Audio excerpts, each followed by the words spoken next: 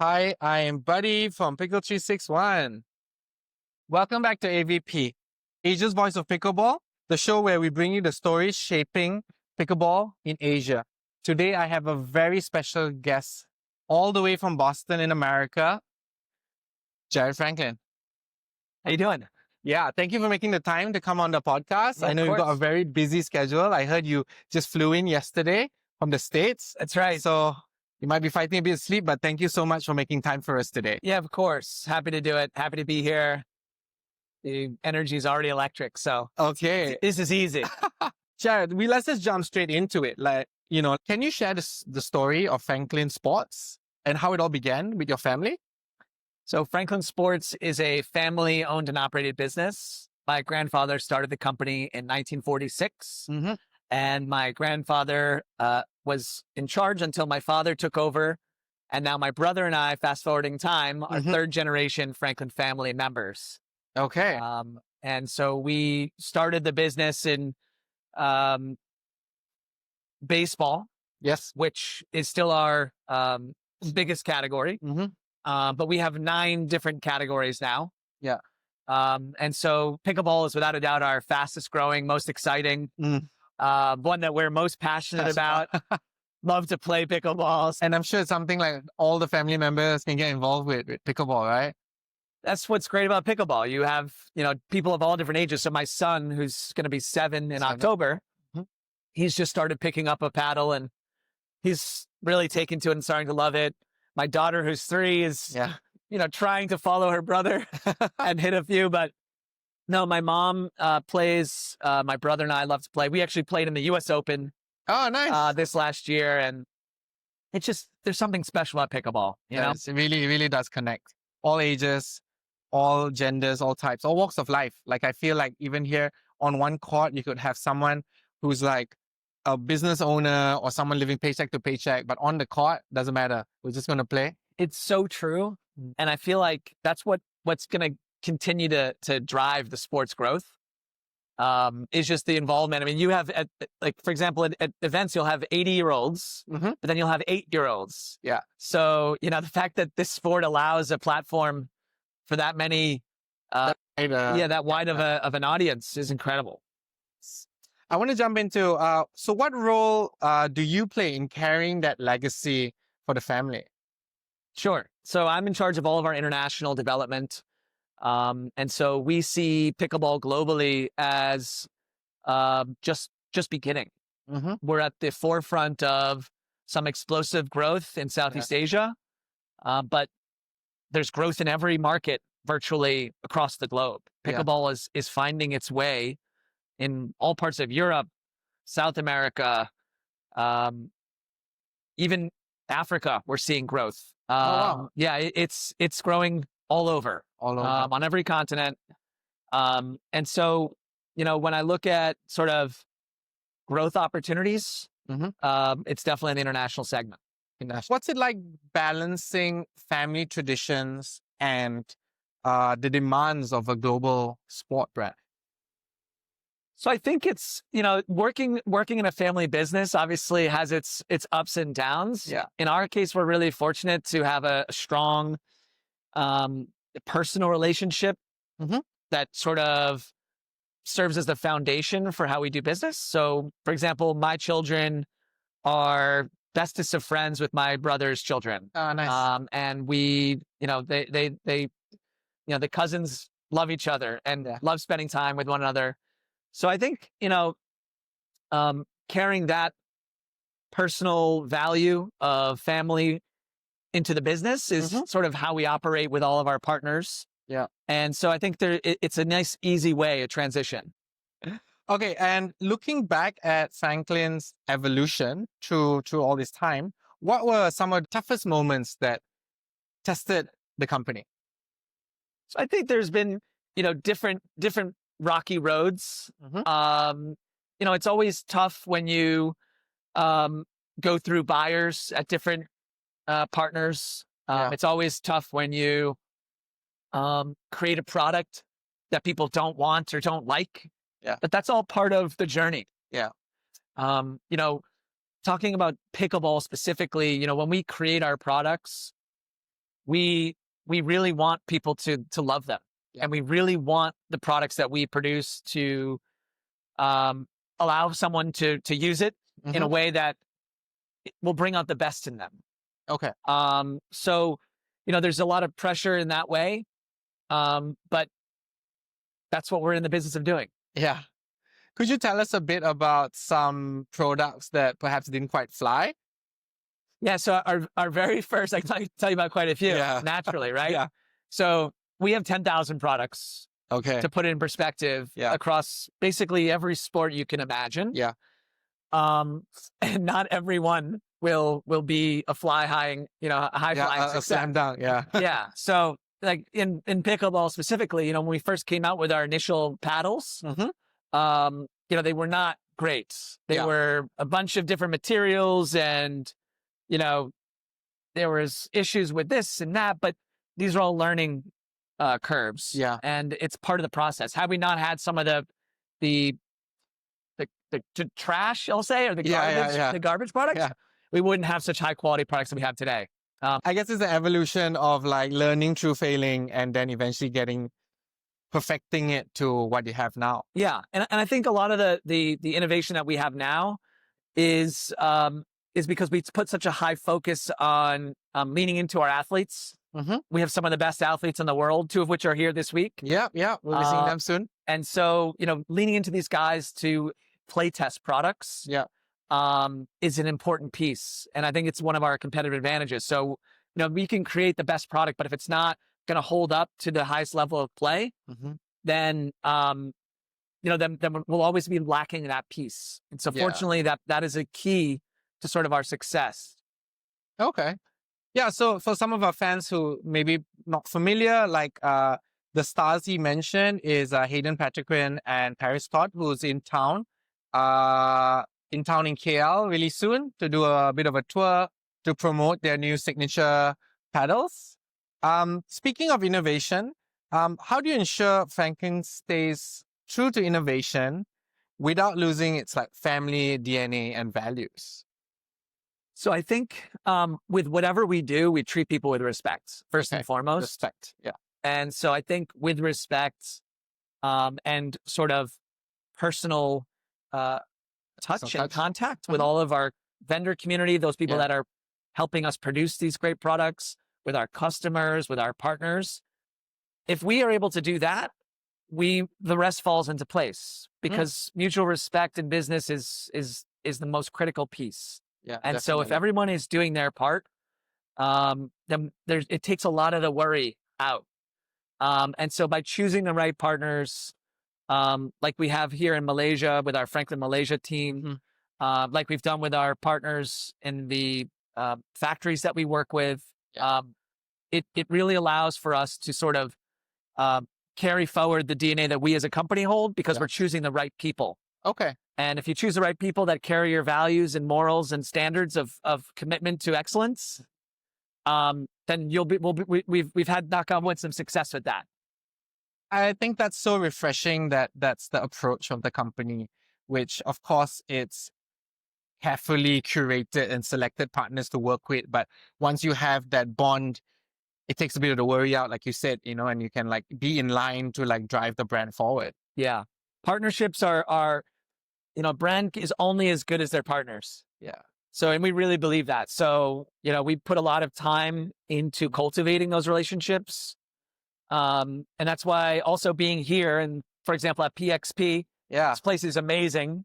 Foremost. Thank you, PXP. Yeah, thank you, PXP. If you haven't been here, come check it out. It's awesome. But, having partnerships in all different areas of the business is so critical. And it's part of our DNA and part of our success in the ecosystem. Awesome. Thank you so much, Jared. So next we're going to jump into our next segment, which is about the business of pickleball and the growth in Asia. So let's deep dive into like the business side. How does Franklin plan to build its presence and be part of Asia's new pickleball boom? Okay, so what are the key factors that make Asia so attractive for the Franklin brand to grow? I think the level of infrastructure that is going in and at the speed of which it's happening is really impressive. there are certain markets that there's a huge demand from a local player standpoint. Yeah. But those players don't have the facilities or venues to go and actually play properly. Whereas what we're seeing in Asia, Malaysia, and Vietnam specifically is a tremendous number of new facilities. Yeah. High quality facilities. High quality facilities with high quality bathrooms and locker rooms, food and beverage, really a hangout spot. So it makes people, it's very welcoming. Yeah, I think in Malaysia, we're very popular for, like, it's like a lifestyle spot. So like, even if you're a casual player or a very serious player, like you bring the whole family, you get involved, you play open play, you can have drinks after that, eat together. I think that's definitely helped with the growth as well. 100%. And the food has been great in Malaysia so far. Malaysia is food's really good. So, yeah. And even just walking in here, I mean, in other clubs we visited, they're kids. You know, families and kids and, you know, looking to sign up and play. Yeah. So I think that's really welcoming and inviting the number of courts. I also think that the fact that you guys play a lot of badminton and racket sports are a big part of the culture in Southeast Asia. So the transition for players to move from badminton or to add another additional sport is it's also it's a easier barrier entry. Easier barrier of entry, which makes this market a really unique one, an exciting one. So we're really, really happy about it. What we noticed as well is tennis, badminton, table tennis, and squash, very big sports in Malaysia. So it's almost like taking market share. There's all these people who played it growing up, and now we're like young adults, the older adults, and we're like, oh, suddenly pickleball is pretty easy. You know, I feel that thrill of like getting into sports and socializing with my friends. Yeah. For the social element, so many people are jumping onto pickleball in Malaysia. Yeah, well, no sport has the level of community that pickleball does. Yeah. It's just because you can, you know, in golf, for example, you can go out in a foursome as a single and meet like and play with people. But usually, you know, you're not necessarily always going to go have a beer or a bite to eat afterwards. I think in pickleball, it's a little bit different. You end up making fast friends. Yeah. And I think if people go out and play, they will indeed make new friends they would have never have met otherwise. And that storyline just keeps going and going and going. And it kind of, it takes on different shapes, which is exciting. So, you know, one of the things that we enjoy doing is getting to work within pickleball, but also talking to people. And we're players ourselves. So like the stories of new friendships, new beginnings. Yeah. New romances. I mean, in the States now, there's a dating app that's focusing on like pickleball and dating. Okay. There's social hours at many of our clubs. It's, again, pickleball is life. Yeah. When you're in, you're in. Yeah. Okay. On the flip side of that, with all that growth and potential, what are the hurdles or challenges you see within Asia for growth? I think the biggest challenge really is, you know, will the investment continue to flow through? You know, there needs to be value to investors. And I think right now, because of the craze, there is definitely value in creating new venues. I hope that in 2 years from now, you know, investment groups still see the value and potential. I think padel is another growing sport that could, you know, potentially, like you said, take market share. Do you all produce equipment? We do, yeah. Okay. We do, actually, create padel equipment as well. Okay. And that actually, padel in the States is just starting. Just starting, okay. Yeah. Very big in Europe. And extremely big in Europe. But again, so pickleball has a unique benefit, or I'll say a competitive advantage. Yeah. In that a tennis court can be converted to 4 courts. Yeah. So what we see is tennis venues are sort of flat to down in terms of participation. Okay. So as a tennis club, they start considering converting entirely, or like slowly in parts? Slowly, one at a time. And then, of course, because of the demand. Exactly. How does Franklin decide where to invest first in a new market? What are the metrics you look at before you decide to go full force? Yeah. So I think the most important thing, and this is sort of a recurring theme, is the partnerships locally that we have with our partners. So, you without a strong foundation at the grassroots level and at the in country, we won't be successful. Yeah. We know our brand is in high demand. We know that our products are performing, but with great products and high demand, if you don't have execution, yeah, it falls apart. It's only half the puzzle, or half the pie. So I think, again, our Franklin Malaysia team, specifically our Franklin Vietnam team, our Franklin team in China, in other countries, those are the people and those are the groups that bring the brand to the next level, and carry forward what it is that we're doing on a global stage. So with all that growth that you see in Asia, what advice would you give Asian entrepreneurs who own businesses that want to grow alongside this pickleball growth? So I think the key is, forget about the quick pot of gold, and really produce something that adds value to the lives of the people coming in. So make it a warm and friendly environment, whatever you're doing. That's what pickleball is about. Yeah. It's about community. So I think there's just different ways to create value within pickleball. If it's not a facility, it can be in a club, meaning not a physical club, but a community club. Yeah. Form a group of players, organize a group weekly, bi-weekly, twice a week. Yeah. Be somebody that's an organizer. Yeah. And, you'll get value in connection. It's like anything, that's a very rewarding component. And I think pickleball, again, has that unique property that, we see various opportunities from an entrepreneurial standpoint. Yeah. And I think whatever you do, it's not an immediate cash rush. Yeah, it's the long term, and I think there's more benefit and value in the joy that you can see bringing to others in community. Okay. Yeah, not a quick buck. See that slow growth. Do you think Asia has the potential to rival the US pickleball scene in size and influence, or in other ways? I would say that it's definitely on a very hot trajectory. Okay. Hot trajectory. You heard it here. Hot trajectory for sure. Which is awesome.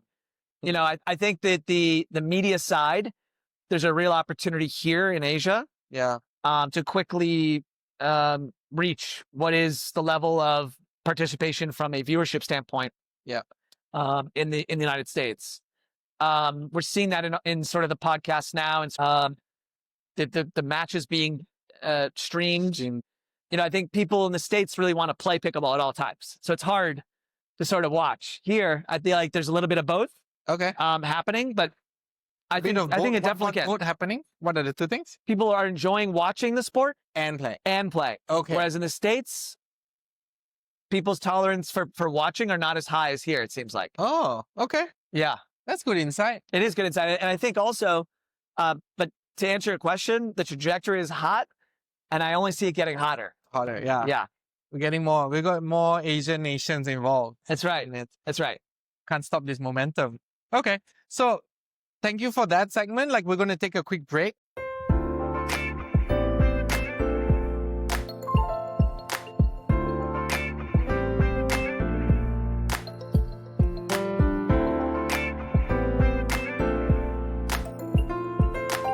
And we're back from our break. We want to next talk about Franklin values and the Asian direction.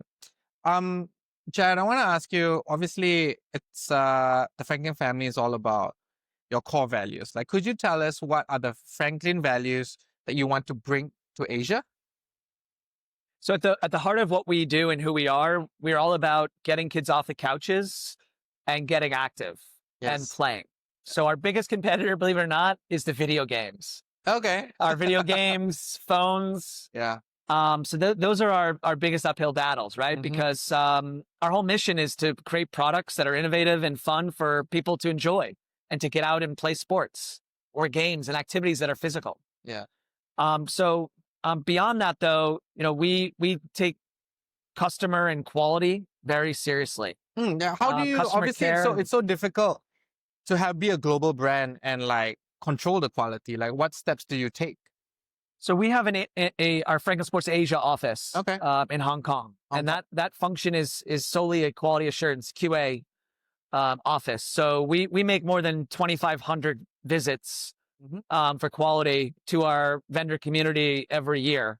And we do that solely for ensuring that any product that leaves a factory's facility has gone through our rigorous testing and spot checks, as well as detailed quality.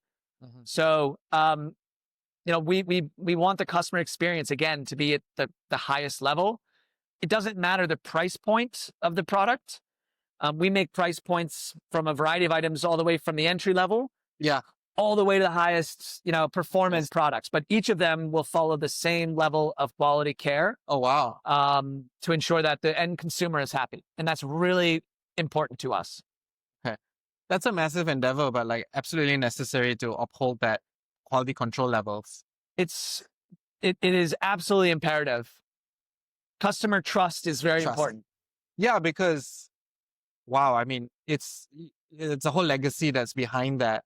I remember we chatted earlier about how the brand has so much nostalgia. So maybe for our fans who don't know what this nostalgia means, could you just tell us about how your brand is so unique? Yeah, definitely. I think one of the things that makes us 100% one of a kind is that often people in the United States grow up with our brand from their very first soccer ball, their very first football, their very first baseball glove, or soccer goal, net, whatever it might be in sport. Yeah. There's that emotional connection to that first kick, that first goal, that first win. That's right. That's right. And so it's so rewarding to see people grow up with our brand from that very first opportunity to play sports to then fast forward years and years to when they're in college with their buddies buying a football to throw around on campus. Or when they first have a kid. To when they have their first children. Yeah. So I'm 41 years old. Yeah. So I've been seeing this in my own life, my own friends. You've seen that whole cycle. The whole cycle. And so there's just this nice full circle moment that's really special, and definitely makes us unique. That's so unique. Very cool. So why is Asia such an important region for pickleball growth? Well, because I think racket sports are a huge part of Asian culture. Yeah. And so if pickleball is going to be an Olympic sport one day, and if pickleball is truly going to be the number one sport in the world, it needs Asian adoption. It needs it needs you guys in Malaysia and other countries to embrace it, adopt it, and cultivate it, and get the youth playing. And I know that you had recently someone on that was talking about some youth initiatives here in Malaysia. Yeah. Ji Leong, famous coach. It's amazing what he's doing and his vision. And I that echoes everything that Franklin, stands for. So empowering the youth. Yeah. Because that's who's going to carry this game forward. Like, that's so important. And so, whoever's involved with youth programming, Franklin, we want to be part of that. That's important to who we are. Reach out. You heard it from us first. Directly. If you're involved with grassroots and grow, get in touch with probably the Malaysia team, Stanley and all the great guys here, and get involved somehow. Definitely. Grassroots, that's where it's at. And that's that's another thing that we really want to do here is offer community and support. So any way that we can help promote the game and continue to foster the growth, we'll be there. We want to do it. So you've got two big names coming into Malaysia, your athletes, Hayden Patriquin and Parris Todd. I'm so curious to know, what was the selection process, or how did it lead to them being your athletes? So we have a great domestic partnerships team that sort of is in the community at all times. So we're at every event, talking to people, seeing the athletes, seeing their families. And I think with Hayden specifically to start, he was only 15 years old. Just 15? Just 15, yeah. Oh, wow. So, with him, it was a unique situation in that he was a great kid, first and foremost. Yeah. We've also signed a gentleman, I'll say gentleman, he's only 12 now, Yeah. Leo Chun. Leo We Chun. signed Leo Chun from Korea when he was 8 years old. Okay. He's based in America? He's based in America now. Yeah. But when you signed him, When we signed him, you selected him from Korea? he was actually living in the United States. Okay. But his family's from Korea and he goes back and forth. Mm-hmm. But with Hayden, yeah, he was a young boy at the time. Yeah. But you know, first and foremost, you have to be a good human. So Parris, she's top of her game, apex predator on the court, super competitive, wants to win, great personality on and off the court. And so, having her signed has only elevated our brand. And she's a great fit because of, again, the way she conducts herself on, but also off the court. Okay. And having them here, by the way, in Malaysia is exciting. If you could describe Franklin's long-term vision in Asia in one sentence, what would it be? Support, community, and innovation. Okay. And in a condensed answer, beyond equipment, how do you see Franklin shaping the culture and community here in Asia? Yeah, I think offering a golden standard product in our Franklin X40 pickleball, and ensuring that any tournament or venue that wants to sort of ensure that their level of play is at a certain standard. Yes. We want to sponsor your event. We want to make sure that there is a level of play that people who are coming into the game have the opportunity to experience. Okay. So they can focus on pickleball and not on sort of the quality of the equipment they're using. Yeah. I think that's really an important thing, because the game in its purest form is so fantastic and is so enjoyable.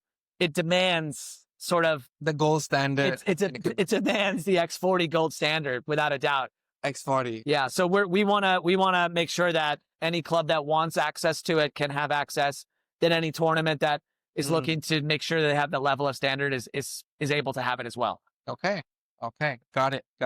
Okay. So over here, we're going to take a quick break. And when we get back, we're going to do quick fire round.